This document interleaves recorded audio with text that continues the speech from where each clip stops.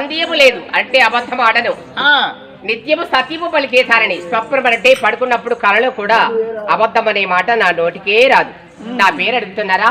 మరి ఇంత అందగత్తవు, ఇంత సుగరాలవంతివి, చక్కటి బంగారు బొమ్మలా కనిపిస్తున్నావమ్మా, మరి అందానికి తగ్గట్టు నీ పేరేంటమ్మా అని అన్నారు. అవును, నా పేరు సైరంద్రి అని అంటారమ్మా. నీ పేరు సైరంద్రి. జాతి కులము, జాతి విషయానికి వస్తే మాననీయ జాతి అంటే దాసీ కులము మాది. నా పేరు సైరంద్రి అని. నువ్వు దాసి అంటావు, నీ పేరు సైరంద్రియా? అవునమ్మా. చాలా బాగా ఉన్నది అమ్మా. ముందు ఏ రాజరాని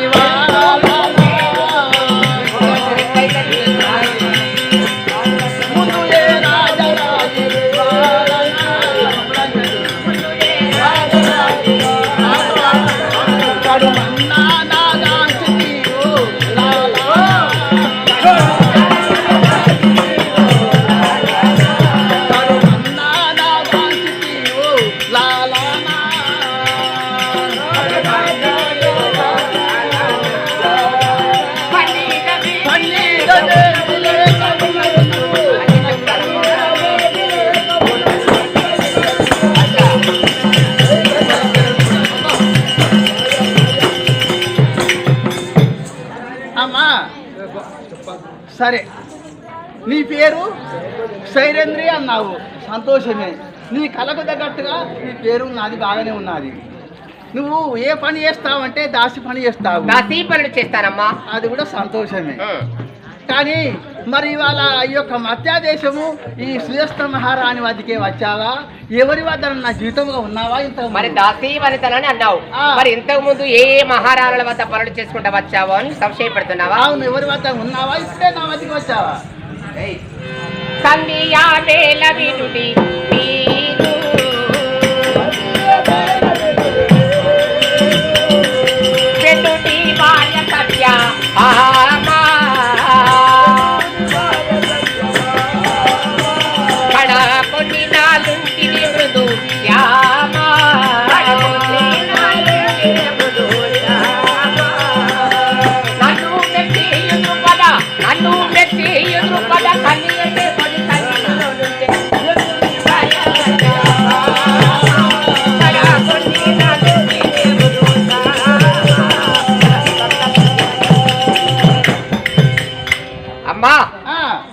వెన్నుడు అంటే శ్రీకృష్ణ పరమాత్ముడు. అతని పెద్ద భార్య అయిన సత్యభామ వద్ద 1 సంవత్సరం ఉన్నాను. సకల పరిచర్యలు చేసి చక్కటి మన్ననలు పొంది అట నుండి మరియు ఎక్కడి నుండి వెళ్ళాలంటే సత్యభామ వద్ద నుండి ధర్మ, భీమ, అర్జున, నకుల, సహదేవాదుల భార్య అయిన ద్రౌపది దేవి అట. పాండవులు చాలా మంచి వాళ్ళు.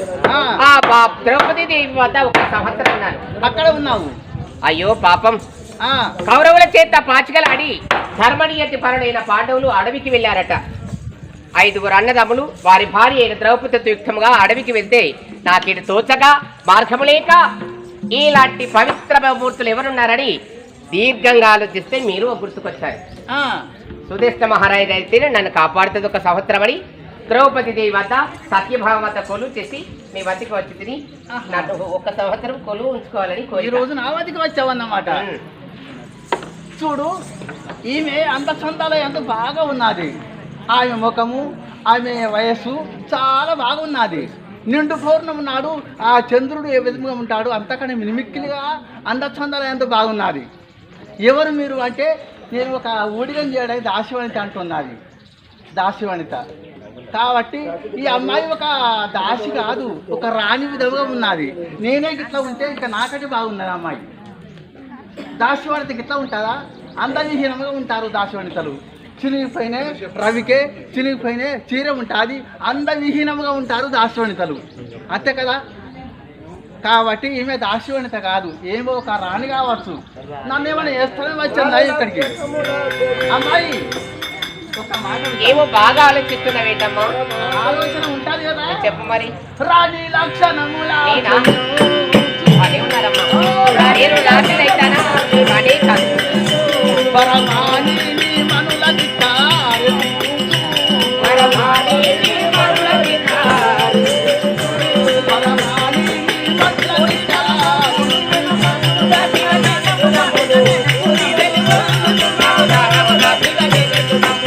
Fully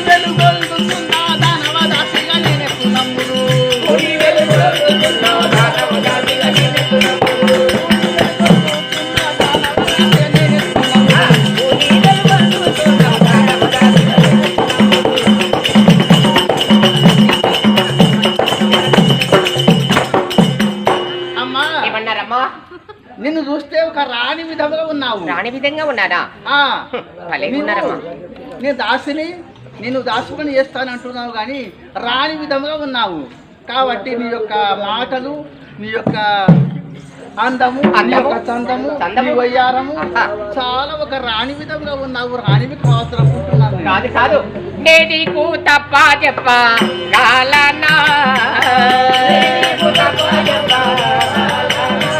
అనుమానము లేది కదా వాళ్ళనా,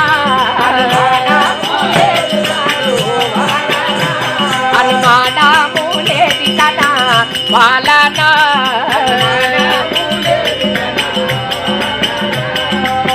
మనుగా కృష్ణపురి సురతిల కృత్యాలని ఉండేదా.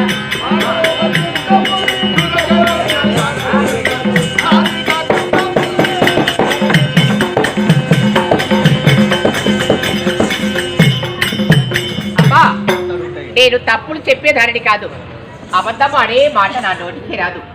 కృష్ణపురి అంటే శ్రీకృష్ణ పాదముల సాక్షి. నేను అబద్ధాలు ఆడానమ్మా. నేను దాసిని, నా పేరు సైరేంద్రి. మహారాణి మంచిది కదా.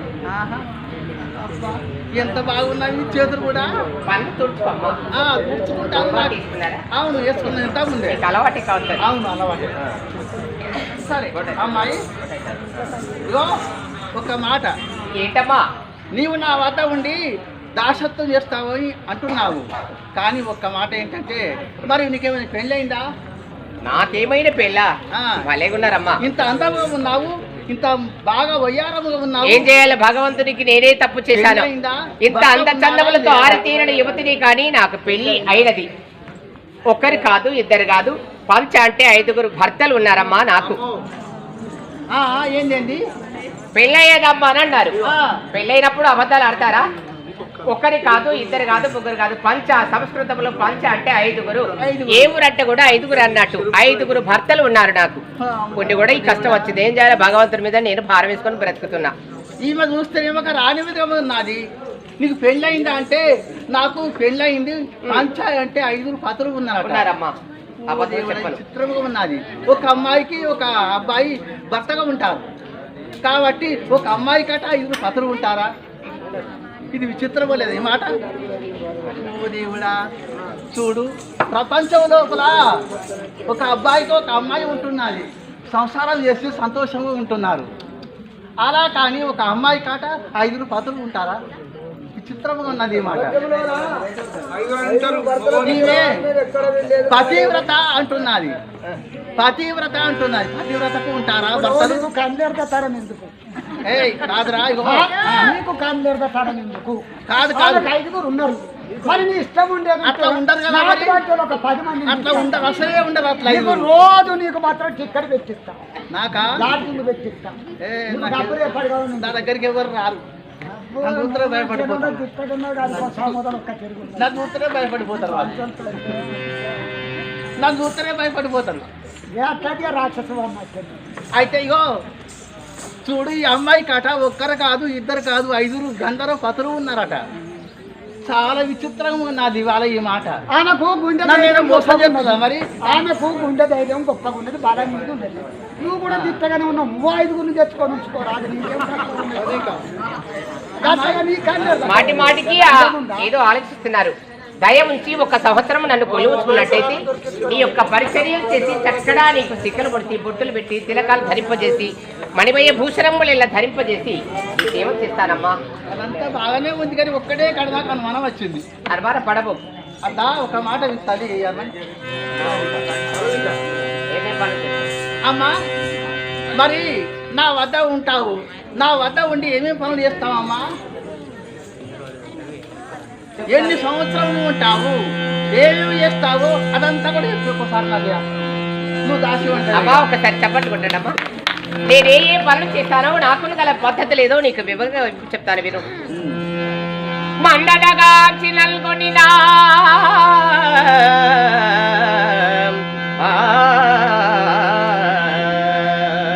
మండనగా చినల్గొనినా భక్యపతి సతి నీధు ముంగురుల్ నున్నగా తూపి పుష్పతరు నున్నగా తూపి పుష్పతరు లొక్క విభూషణ పంక్తిదాతునా కున్నరు నాదులేవురలా నాకున్నరు నాదులేవురలా కూడదగోరు పరాధమాదము గ్రన్నన దృంతురమ్మ కళకాంగి వచించితి నప్పమిచ్చట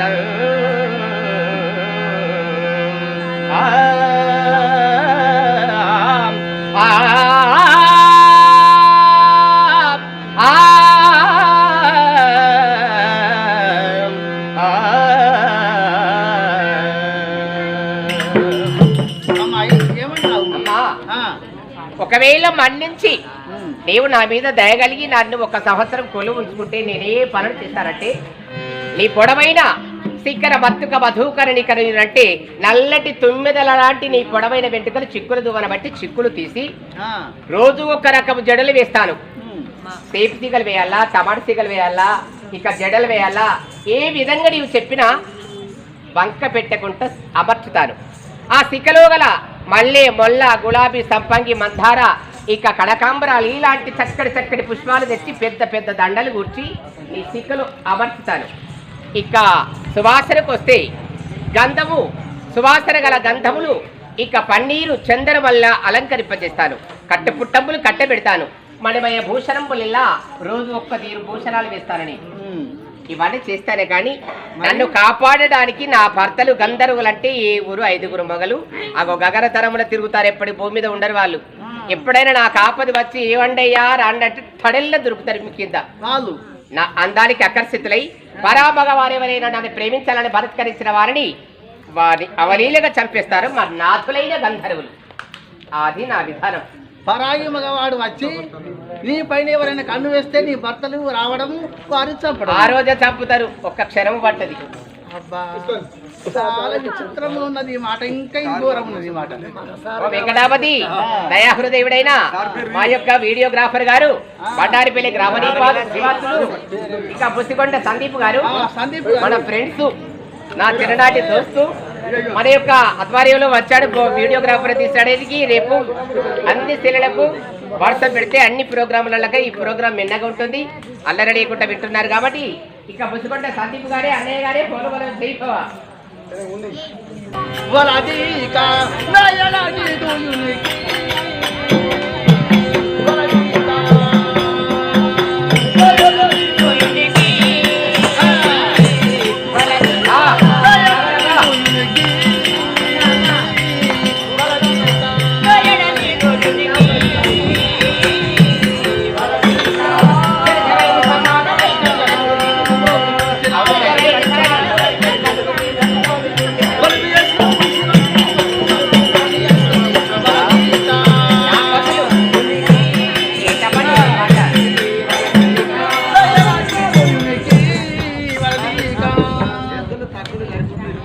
అమ్మాయి, ఒకవేళ పరాగి మానవుడు వచ్చి నా పైన కన్ను వేస్తే వారు చంపుతారన్నావు.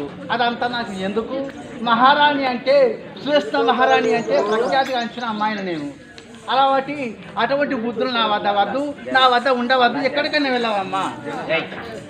జలజాక్షి అట్టంటివే బందో జలజాక్షి అట్టంటివే బందో జలజాక్షి అట్టంటివే బందో జలజాక్షి అట్టంటివే బందో జలజాక్షి మనుషులందుల కలుగు దోషము దులివి న్యాయము నేర్పలించు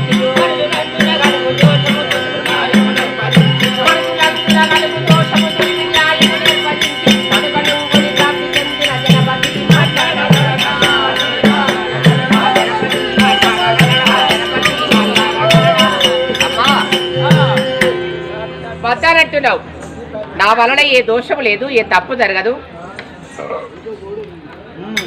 దాసీ కులం అంటే తప్పుగా భావించుకుంటున్నావు.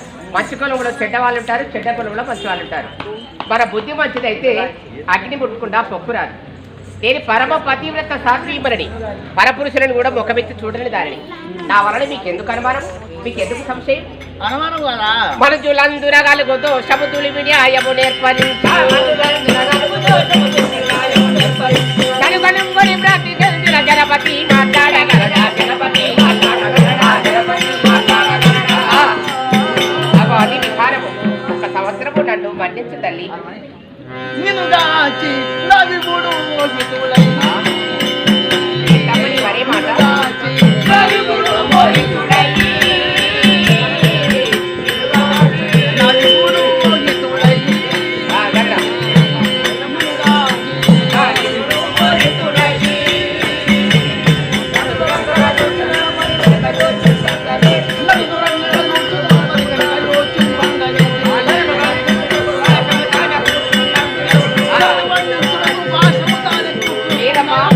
నేను అలాంటి కాదు కదా. అమ్మాయి సరే నీవు నా వద్ద ఉంటావు. ఉండగానే నా యొక్క భర్త ఏమనుకుంటాడు అంటే దాసివనిత నా భార్య కింద ఒక దాసివనిత ఉంటుందని ఒకవేళ నా భర్తే నీ పైన కన్ను వేస్తాడు. అంతే కదా, నీ పైన కన్ను వేస్తే నీ యొక్క భర్తలు రావడము నా భర్తను వధించడం. కాబట్టి అందుకే అంటారు తాను ఉరివేసుకోవడానికి పాశం అంటే తాడు, ఆ తాడు నేనే పేర్కొన్నట్లయితే అది నా వద్ద ఉండవాలి. శ్రీకృష్ణ ఉరివాసునియానా శ్రీకృష్ణ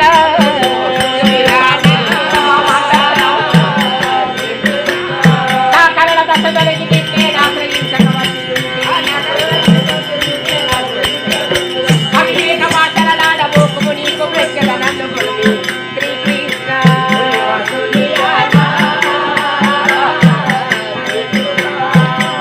నా కళ దోషదొలిమి నీ అదృష్టము మంచిగా లేకనే నీ వద్దకు వస్తే నన్ను ఏదేదో మాటలాడుతున్నావు. నాలాంటి పవిత్రమైన హృదయం ఏ ఆడపడుచుకు లేదమ్మా. ఎంతో మాట్లాడేవమ్మా ఇది ధర్మ మాటమ్మ ఎంతో మాట్లాడేవమ్మా ఇది ధర్మ మాటమ్మ ఎంతో మాట్లాడేవమ్మా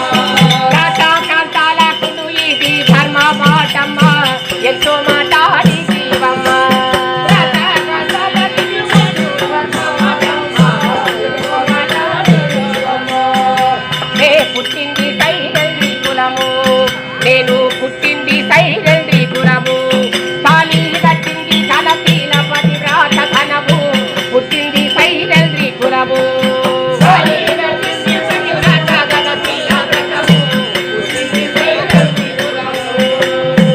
ఇట్టుల ఎదడేలా పట్టభద్రుడ కై ఉట్టి గట్టు కన్నాడు బాబు కూతున్నానా ఎంతో మాట్లాడి జీవమ్మా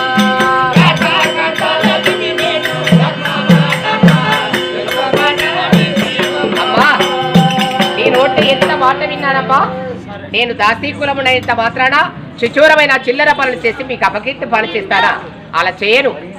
మంచి హృదయము గలదారులు నన్ను మన్నించి ఒక్క సంవత్సరం మీ వద్ద కొలువుచుకున్నట్టయితే నీకు చక్కగా పేరు వస్తుంది. మన్నించి తల్లి.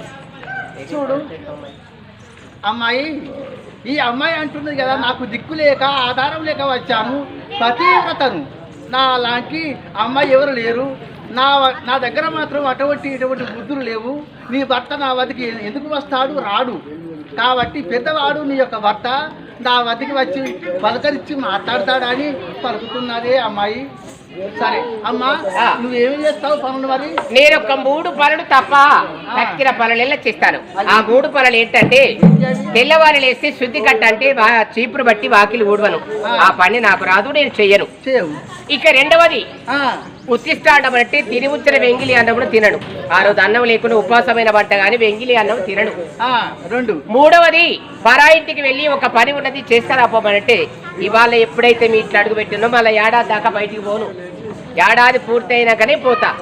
ఒక ఏడాది ఉంటావు, నీకేమి కావాలి? జీతభత్యం నాకెందుకమ్మా? కట్టుకోవడానికి వస్త్రాలు ఇవ్వాలి, భోజనం పెట్టండి చాలు. నేను రూపాయలు అడగా, భత్యం అడగా, ఏది అడగా. అంతేనా? ఒకవేళ నా మంచితనాన్ని బట్టి అమ్మ ఇంకొక 6 నెలలు ఏడాది ఉండమంటే ఉండవు. సంవత్సరం పూర్తి కాకముందు వెళ్ళమంటే వెళ్ళను. మరి అదే ముందు చెప్తున్నా, 12 నెలలు పూర్తయినా కానీ బయటికి వెళ్తా. నీకు బట్ట బొట్టే కావాలి. జీతభత్యం నాకు సరే అమ్మా, నీ మాటలు వింటుంటే నాకు చాలా సంతోషమైంది తల్లి. ఆహాహా, సంతోషం. ఎంత మంచిదానవమ్మ, చాలా వైఖరి ఉన్నావు.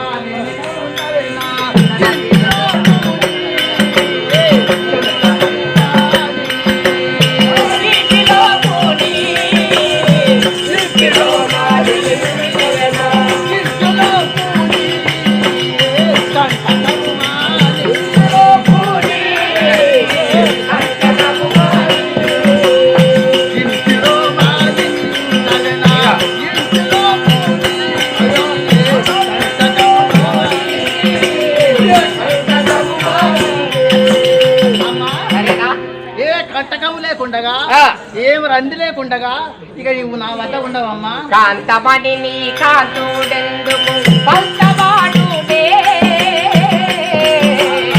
కాంతమణి నీ కాంతుడెందుకు పంతవాడుడే,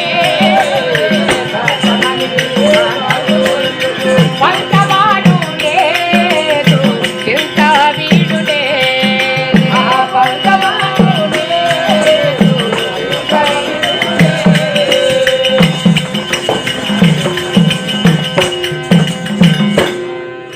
నీ భర్తాన్ని పంతమ్ములాడాడు, నన్ను మన్నించి ఒక చెల్లెగా భావించుకుంటాడు. అవును, ఎలా ఇంతలే